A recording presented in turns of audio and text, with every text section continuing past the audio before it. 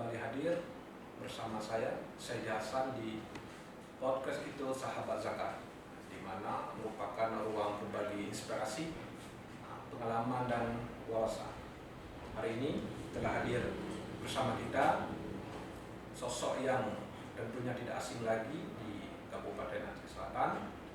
Beliau juga pernah mengenyam di Legislatif Aceh Selatan, juga pernah menjabat sebagai Direktur BUMD Fajar Selatan, yaitu Bapak Zihran SPD. Assalamualaikum Pak. Assalamualaikum warahmatullahi wabarakatuh. Sehat Pak ya? Alhamdulillah sehat. Ini panggil Bapak apa Abang ini kira-kira ya? Ya sesuai dengan umur, lebih saya abang aja lah. Siap, boleh Pak. Pemirsa dimanapun berada, di podcast itu pada hari ini tentunya kita akan membahas tema yang sangat menarik, yaitu bersama menguatkan umat. Tentunya beliau juga melihat tentunya beliau ahli di bidangnya, bagaimana nantinya melihat pengalaman beliau dan juga pandangan beliau terhadap bagaimana konsep dalam hal menguatkan umat. Ini Bang, menurut Abang nih Bang, bagaimana konsep dari kacamata Abang melihat konteks di hari ini, konteks pembangunan dari sisi menguatkan umat ini Bang? Ya. Terima kasih. Assalamualaikum warahmatullahi wabarakatuh. Waalaikumsalam warahmatullahi Terima kasih kepada sahabat kita untuk dalam hal podcast hari ini atas kesempatan waktu yang diberikan mengawali bincang santai pada kali ini. Saya sepakat untuk mengambil tema bagaimana kita untuk hadir umat dalam artian setelah perdamaian Aceh. Saya mulai dulu dari perangkat umumnya. Silakan. Setelah perdamaian Aceh, lewat undang-undang pemerintahan Aceh yang diturunkan kepada kanon, Aceh diberi beberapa keistimewaan. Di antara keistimewaan yang diberikan itu adalah tentang pengelolaan khusus zakat. Maka lahirlah lembaga Baitul Mal, baik di level provinsi, kabupaten, dan juga saya dengan informasi terakhir, Kabupaten Aceh Selatan sudah membentuk Baitul Mal Lampung.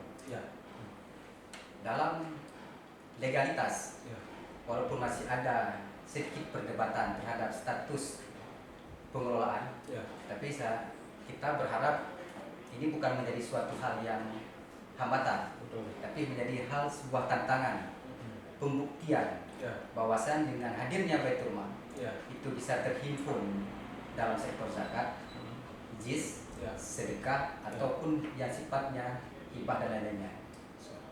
Maka dari itu saya memandang kondisi Baitul Mal dalam tatanan pemerintahan secara formal di Aceh, khususnya kita ada Aceh Selatan, menjadi lenteng sektor khusus.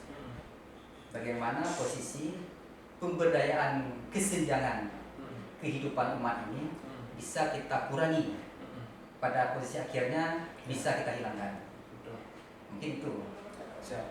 Nah, artinya kalau melihat dari penjelasan Abang tadi, artinya ada upaya-upaya dari Baitul Mal hari ini terus melakukan upaya-upaya keterbukaan terhadap pengelolaan zakat tentunya. Dan ini lahir dari pasca MOU dari mana. Nah, kalau melihat dalam konteks kekinian ini, nah, artinya kalau melihat di lapangan ada sebagian masyarakat menganggap bahwa keberadaan Baitul Mal ini masih sifatnya konsumtif. Artinya hanya sebatas menjalankan program tanpa ada hal-hal yang diduga bermanfaat, walaupun apa yang dilakukan tidak seperti itu Bang. Pandangan apa terhadap ini Bang? Bagaimana? Tentunya dalam sektor penguatan ekonomi umat.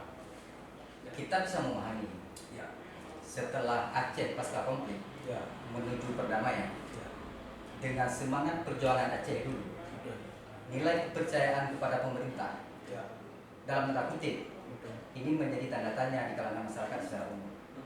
intinya mereka gam berontak juga dulu karena posisinya ketidakpuasan. Betul. Tapi pada saat setelah perdamaian, rasa itu kan harus ditinggalkan. Ya. Kepercayaan untuk membangun Aceh ini kan harus dinuansakan dalam kebersamaan yang kuat. Betul.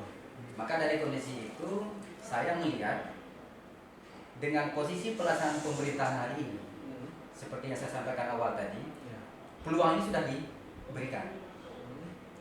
Tapi juga dalam hal pengelolaan pemerintahan, pemahaman saya secara aturan administrasi itu harus. Tidak mungkin kita melangkahi aturan yang telah ada. Secara formal, secara ketentuan, dan secara tahapan sampai ke dalam pelaporan itu harus sistematis mengakomodir semua ketentuan yang ada. Dalam hal akuntabilitas, dalam hal prinsip transparansi, itu memang semua lembaga, bukan hanya di Baitul Mal, bukan hanya dalam pengelolaan zakat dan lainnya. Kita berharap dengan adanya semangat reformasi perdamaian Aceh dengan sistem pengelolaan pemerintahan yang modern, kekurangan dan ketidakpercayaan itu saya pikir harus dijawab dengan mekanisme, dengan keterbukaan, dan juga dengan penempatan kebijakan yang tepat. Saya pikir masih dalam koridor yang sangat normal. Tidak ada yang mempertanyakan mekanisme secara umumnya. Tinggal lagi hari ini bagaimana posisi di luar formal, di luar aturan, untuk menjawab dalam hal koridor pelaksanaan yang tertib.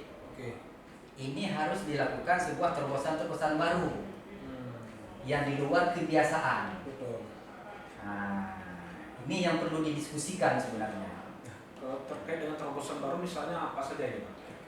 Pengelolaan zakat secara agama dan secara aturan kanun yang disahkan dalam pemerintahan sudah diatur sedemikian rupa.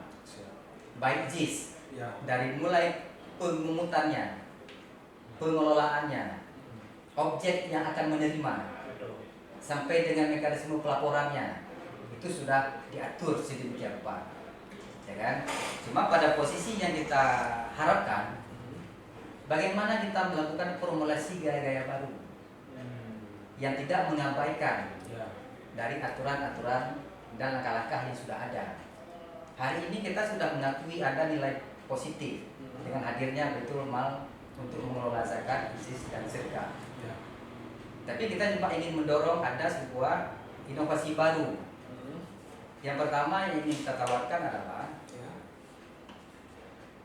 lahirnya sebuah gagasan pelaksanaan pemerintahan itu membentuk karakter masyarakat itu sendiri.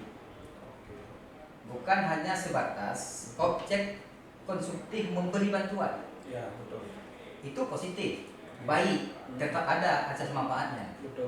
Pada posisi penerima dan si pemberi. Tapi yang kita harapkan bagaimana membentuk karakter masyarakat secara umumnya, khususnya di Aceh Selatan, dengan hal-hal yang baru, rasa peduli, rasa kesadaran kita memberi zakat, jis, dan sedekahnya, sehingga pada posisi ini menjadi kelolaan yang terintegrasi, sehingga nanti tidak ada lagi kesenjangan yang harus kita berdayakan. Objek-objek seperti fakir, miskin, anak yatim, dan yang berkeluarga khusus misalnya. Kemudian kalau Abang melihat terkait dengan sektor pertanian dan perkebunan, hal pendapat umat kaitannya dengan pengelolaan zakat, pendapat Abang terkait hal itu bagaimana? Kalau tentang masalah pertanian yang terkait dengan zakat dan sedekah, ini kan salah satu objek yang menjadi invasi dan terobosan baru yang harus dilangkahnya. Kita bisa flashback jauh ke belakang dulu zaman. Zaman dulu pada saat posisi panen yang tidak dikoordinir, tapi dengan sadarnya pihak si petani, sebagian hasil panennya Yang pertama dia kasih kepada orang tuanya. Betul. Sebagai sinambung untuk hubungan keluarga. Betul. Dikasih kepada kerabat. Saya ada sedikit panen. Ya. Ini ada beras 1 bambu, beras padi baru katanya. Betul, betul. Ya kan? Betul. Sehingga dikasih kepada orang. Ya. Sehingga rasa itu tersambung. Sebagian juga dia walaupun kami tidak sampai zakat. Ya. Ini sekian saya titipkan untuk pembangunan masjid. Betul. Dikasih untuk anak yatim. Ya. Itu kan kesadaran. Itu yang hilang pada posisi zaman modern. Nah, pada posisi yang kekinian, kita tidak harus mematok kepada posisi seperti yang zaman Ya. dengan era 80-an 70-an.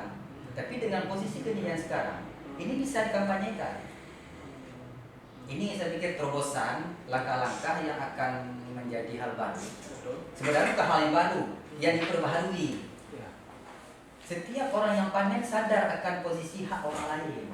Tapi bukan hak, bukan kewajiban. Betul. Dalam hak istimewa manusia, itu ada hak orang lain lewat zakat, lewat sedekah. Sehingga pada posisi inilah untuk memberdayakan kesenjangan umat ini bisa kita hilangkan dan kita kurangi pelan-pelan. Menarik nih Bang, terutama terkait terobosan-terobosan dan juga pembentukan karakter yang Abang sampaikan tadi. Kalau melihat dari terobosan dan penjelasan Abang tadi terkait bagaimana kita memahami konsep pengadaan umat, terutama terkait dengan pengelolaan zakat. Nah, selama ini kalau menurut Abang apa saja yang Bang tantangan dalam membangun kesadaran itu Bang? Ya, kita menyadari pemerintahan adalah pemerintahan administrasi. Ya, betul. Ya kan? Tertib administrasi, amankan posisi. Betul. Tapi bagaimana program yang dikelola itu betul-betul bisa mendorong misalnya seperti hari ini objek efek dari zakat yang dikelola oleh Baitul Mal itu tetap terimbas pada personal, baik secara pembangunan rumah, rehab rumah, bantuan kepada fakir miskin, bantuan orang berobat dan lain-lain lah.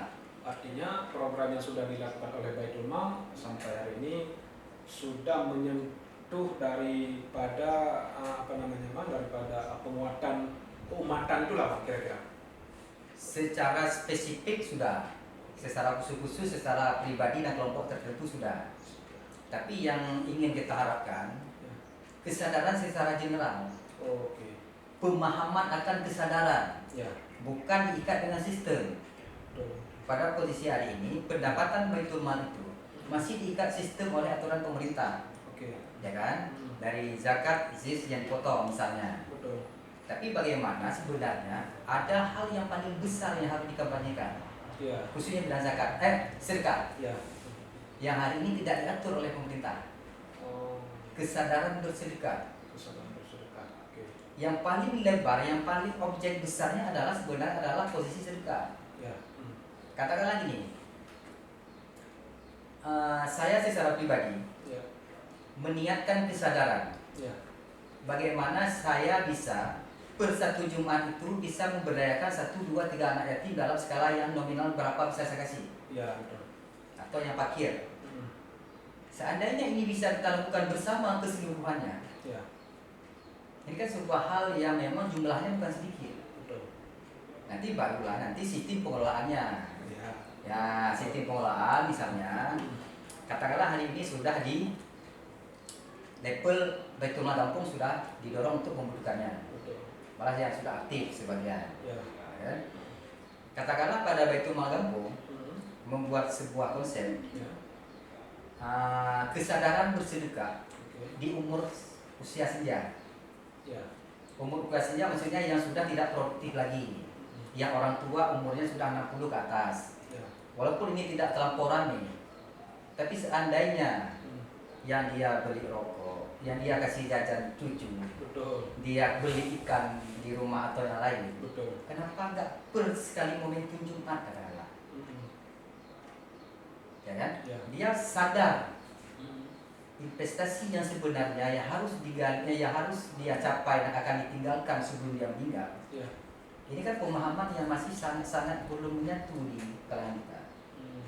Seperti yang saya sampaikan contoh tadi, di tingkat umur yang usianya sudah usul, kesadaran ini masih belum banyak, walaupun sudah ada, ya kan? Masih terfokus kepada gengsi duniawi. Anak saya harus seperti ini, penampilan saya harus seperti ini, saya harus dihargai seperti ini. Tapi tidak mau dia, misalnya posisinya, di saat anak dia sudah berhasil, katakanlah sudah nikah, semua pendidikannya sudah selesai, persoalan cukup nggak cukup, kaya tidak cukup, itu memang sudah tidak mungkin seragam lah. Tapi paling tidak orang tua ini sudah memikirkan posisi investasi akhiratnya bagaimana. Investasi akhirat ya. Investasi akhirat yang paling mudah itu ya lewat sedekah. Nah, karena yang paling ditinggalkan oleh kita itu kan ada 3 hal. Yang pertama anak yang saleh, ya kan? Ibadah kita, amal jariah kita. Yang ketiga sedekah, yang kita sedekahkan. Yang lain kan tinggal. Orang yang dalam ukuran pun, jika ditanya kalau seandainya diberi kesempatan balik ke dunia, mungkin sudah menjawablah semua di mana-mana pengalaman. Di antara satu yang paling dia minta adalah beri kesempatan saya bisa bersedekah. Karena yang meringankan kita, yang melapangkan kubur, yang mententeramkan kubur salah satu adalah sedekah jariah kita. Jadi kesadaran ini sebenarnya kan tidak jarang terpikirkan oleh kita. Aset kita sedemikian rupa, sekian banyak, seberapa persen yang sudah kita keluarkan untuk sedekah? Ya kan? Nah, seandainya kesadaran ini ada, tidak mudah, tidak susah untuk mengelola orang yang masih belum bernasib, masih yang harus kita tingkatkan. Kemudian secara umum nih Pak, pandangan Abang secara umum melihat peran lembaga Baitul Mal dalam menguatkan umat secara berkelanjutan, bagaimana Pak Abang melihat itu? Ya, yang pertama posisinya di zaman modern, di zaman kekinian, tidak ada alasan untuk mencapai tujuan, baik secara ekonomi, pengelolaan pemerintahan, dan apa. Cuma tinggal diukur perencanaannya. Dalam artian gini ya, ini yang sudah berjalan tetap seperti biasa berjalan. Tapi bagaimana kita membuat kehidupan dan kesadaran masyarakat ini harus kita dorong, kita pancing. Misalnya kita ambillah contoh, tidak mungkin sebuah kebijakan itu kita generalkan lahir dan aktif bersamaan dengan tujuan output yang maksimal secara bersamaan juga. Pasti ada tahapan, pasti ada yang berhasil, pasti ada yang tidak. Kita ambillah contoh misalnya per kecamatan paling sedikit misalnya, kita ambil pilot project, kita buat satu desain, satu desa yang kita anggap cocok dan tepat dan memang ada kapasitas kemampuan untuk mengelolanya. Kita buat konsep ini. Yang paling sederhana saya ulangkan kembali kayak cerita tadi. Posisi kesadaran Jumat. Kita ambil pada momentum Jumat. Sedekah Jumat dulunya misalnya. Hari ini maaf, kita di Aceh, kalau kita pergi turun ke desa-desa, begitu kita buat, kita lihat caleng masjid, itu yang hanya posisi saat dia pergi Jumat aja lah. Maaf, kita sampaikan secara agak ke publik sedikit. Dari kalau kan ada jamaah 300 orang, tidak setengah yang memberi sedekah. Secara jumlah dulu, secara nominal. Dia beli rokok 20.000, tapi sedekahnya 2.000. Pecahan yang kita lihat dalam caleng Jumat itu paling dominannya 2.000. Itu bisa kita lihat kebiasaan, perilaku, dan tingkat kemauan orang bersedekah itu masih sangat rendah. Itu di momentum Jumat. Kan? Yang ingin kita dorong kesadaran ini sebenarnya. Ini program dorongan dan harapan yang bisa diambil dalam posisi ke depan. Sehingga Baitul Mal ini tidak mesti katakanlah level kabupaten menjadi regulatornya, konseptornya. Teknis pelaksanaannya ada di tingkat kampung. Nah, menarik nih Pak. Artinya kita mencoba membangun kesadaran masyarakat terhadap bagaimana kemudian harus peduli seperti sedekah dan segala macam. Artinya hari ini Baitul Mal Kabupaten Aceh Selatan juga sedikit tidak lama sudah membentuk Baitul Mal tingkat kampung. Nah, menurut Abang ini bisa tidak kita mewujudkan kesadaran masyarakat ini untuk mau bersedekah melalui Baitul Mal kampung, atau bagaimana mekanisme keduanya agar saling keterkaitan ini, Bang? Ya memang level yang paling berhubungan langsung dengan masyarakat itu adalah itu. Harus kita akui. Kalau ini kita dorong tarik ke kabupaten, susah karena jarak tempuh interaksi dengan masyarakat itu masih ada sekat dan waktu jarak yang harus dilakukan.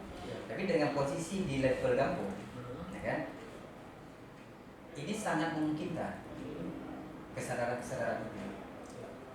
Misal gini, Baitul Mal yang pertama membuat konsep mendorong minimal dalam per 4 minggu dalam sebulan sekali Jumat itu materinya penambahan khusus tentang zakat.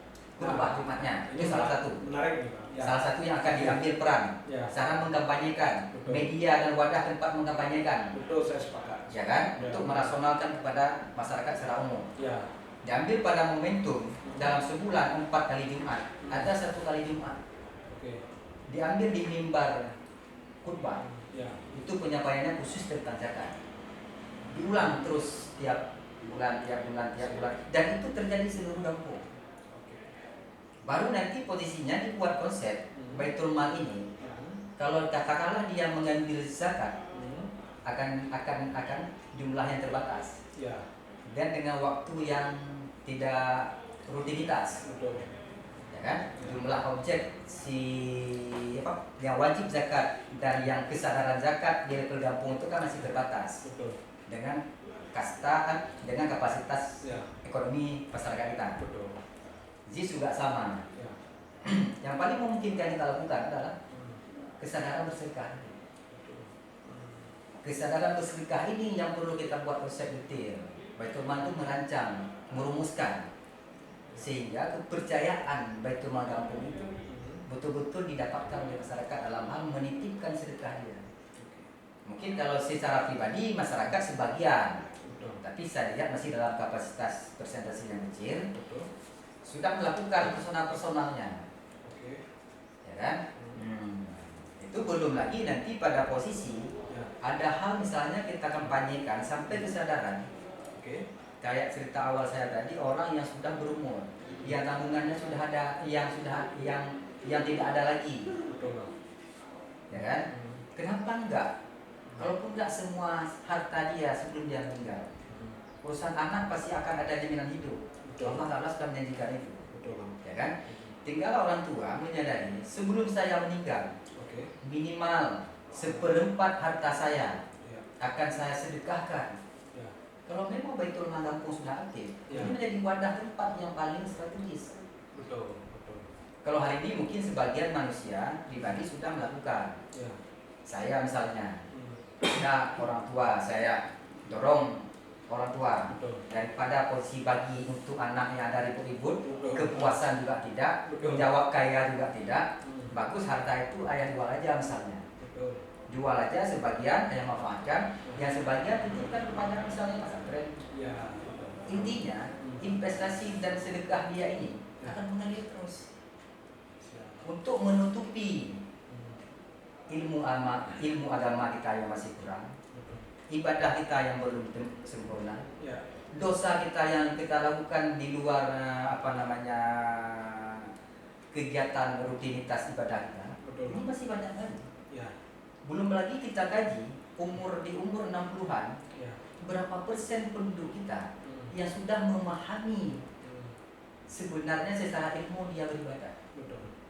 Belum lagi kita bicarakan tauhid.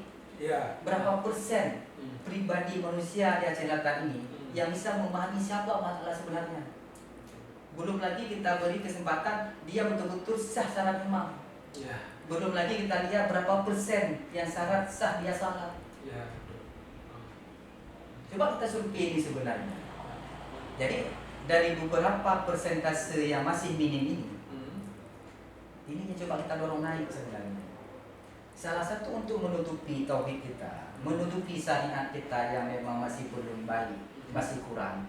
Sedekah ini menjawab untuk menutupi kekurangan ini sebenarnya. Menarik. Nah, kemudian terakhir nih Bang,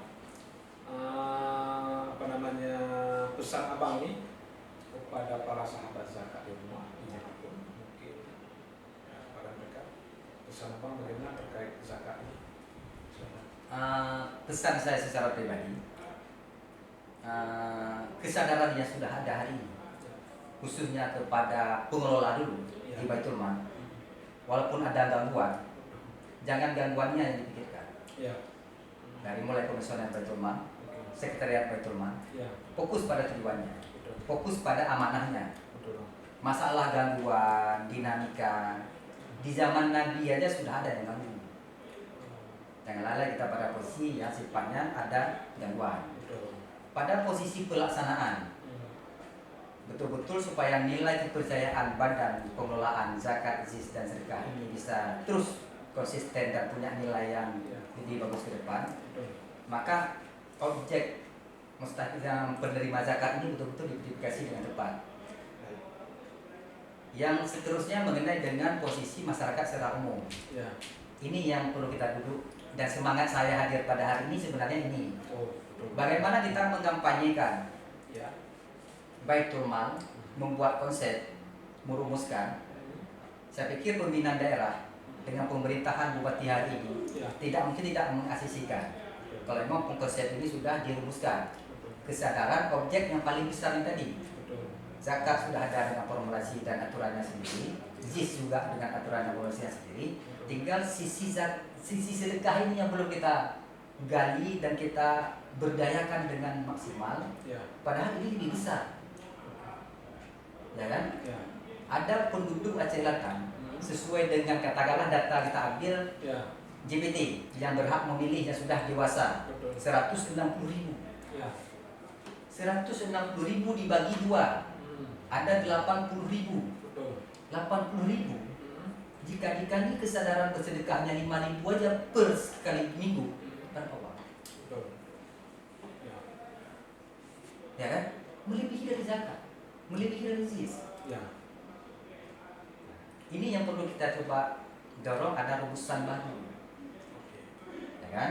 Sehingga kita doronglah nanti keaktifan Baitul Mal Kampung, ya kan? Kesadaran Jumat ini minimal kita ambil per Jumat kah, per bulan kah. Saya pikir momentum Jumat sangat tepat. Momentum Jumat nanti kita buat judul apa, sehingga lahirlah kebijakan yang tiap per sekali Jumat puluhan dan bisa ratusan juta akan terkumpul. Di situ akan menjawab nanti, ya kan? Bagaimana kita berdayakan orang yang tidak mampu, dia bisa mengaji dari mulai dia masuk sampai 10 tahun, 12 tahun dia tamat mahal, dia keluar dengan uang itu dari zakat. Ya kan?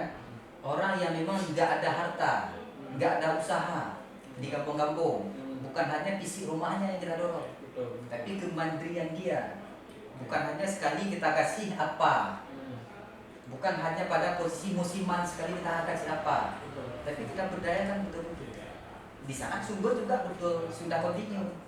Kesadaran zakat per Jumat keluar, per Jumat sekian, per Jumat sekian.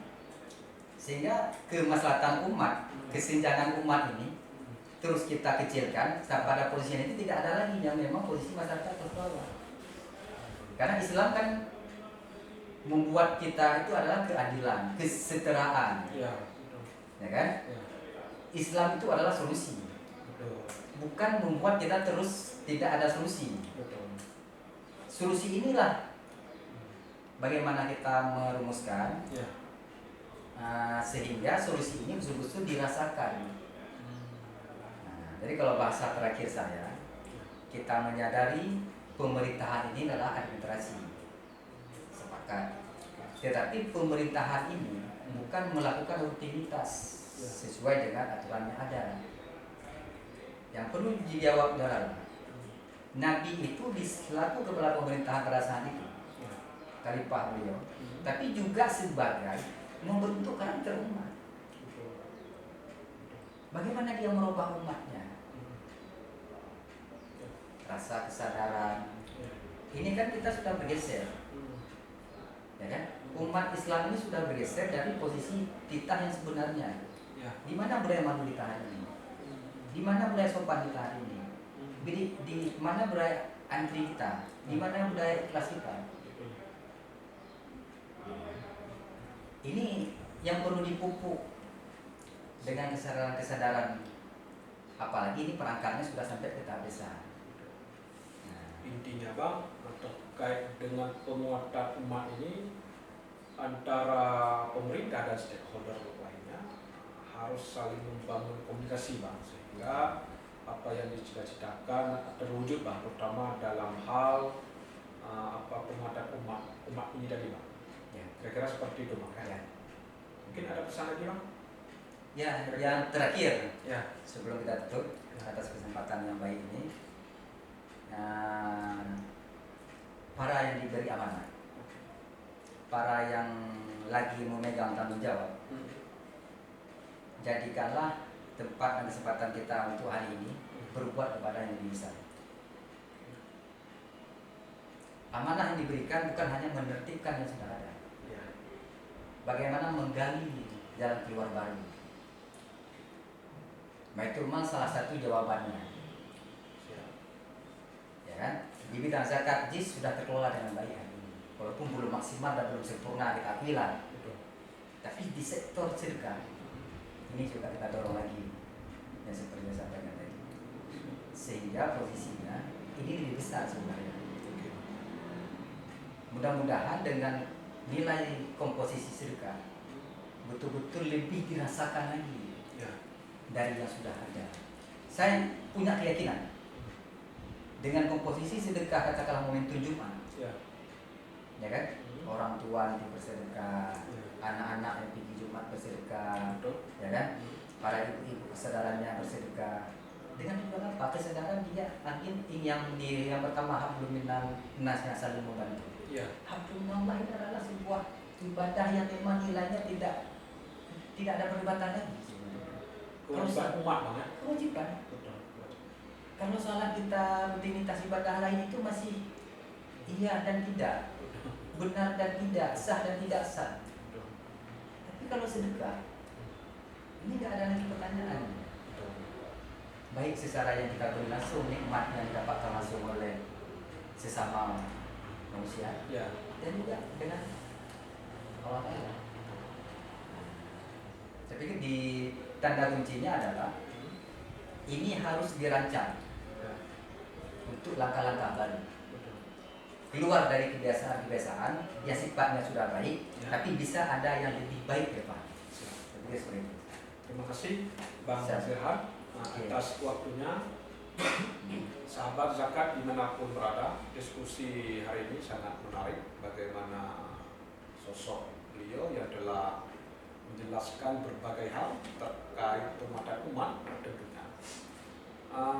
Mengingat waktu sangat terbatas, mungkin saya host sedikit ingin memberikan kesimpulan bahwa penguatan umat bukan hanya tentang niat, tetapi tentang langkah nyata, tentang baik, tetapi tentang langkah kebersamaan yang dijaga. Artinya zakat ini merupakan sebuah amanah besar, bagaimana ia berangkat dari sebuah kewajiban dan juga kekuatan. Mungkin untuk hari ini kita padai. Terima kasih Bang Zirhan atas waktunya. Saya pamit undur diri. Billahi taufiq wal hidayah. Wassalamualaikum warahmatullahi wabarakatuh.